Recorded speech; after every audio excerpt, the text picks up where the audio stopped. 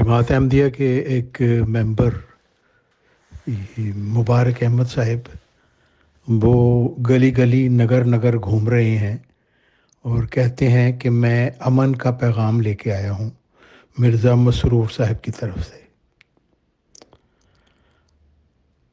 سوال یہ پیدا ہوتا ہے کہ مرزا مسرور صاحب کون ہیں جو امن کا پیغام دے رہے ہیں؟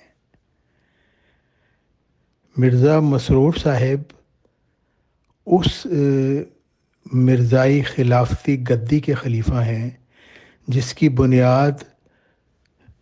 مرزا مسرور صاحب کے نانا مرزا بشیر الدین محمود صاحب نے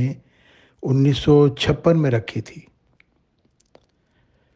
اور اس کی وجہ کیا تھی کہ 1944 میں انہوں نے جھوٹا دعویٰ مسلم موت کر دیا، اور اس کے بعد پھر اس کی پاداش میں ان کی قطع وطین ہو گئی،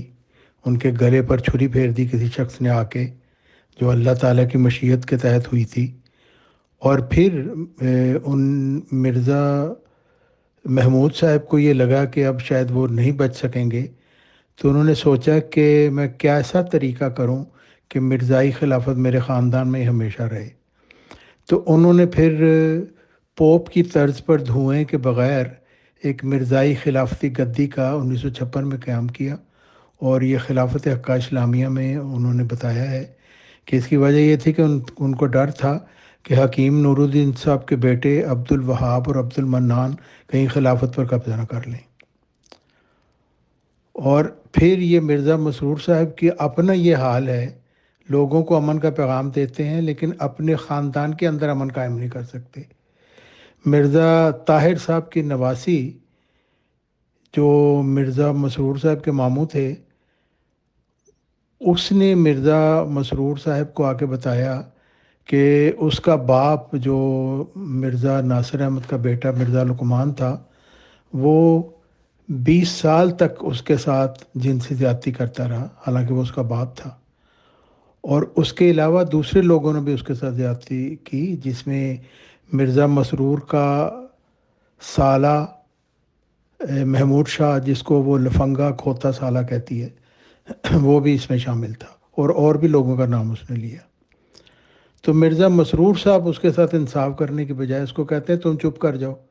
تو جب وہ چپ نہ کیا اس نے، تو مرزا مسرور صاحب نے اس کو دھمکی دے دی کہ پھر نظام جماعت تمہارے خلاف حرکت میں آ جائے گا۔ یعنی ایسا شخص جو خود اپنے گھر میں، اپنی جماعت میں، اپنے خاندان میں انصاف قائم نہیں کر سکتا، وہ کسی کو امن کا پیغام بھلا کیا دے گا؟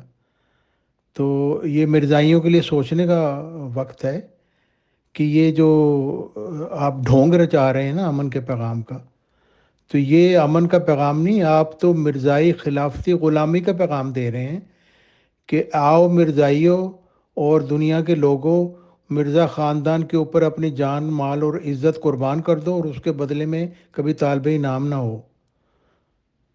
تو یہ ہے امن کا پیغام، یہ امن کا پیغام نہیں، یہ مرزائی غلامی کا پیغام ہے۔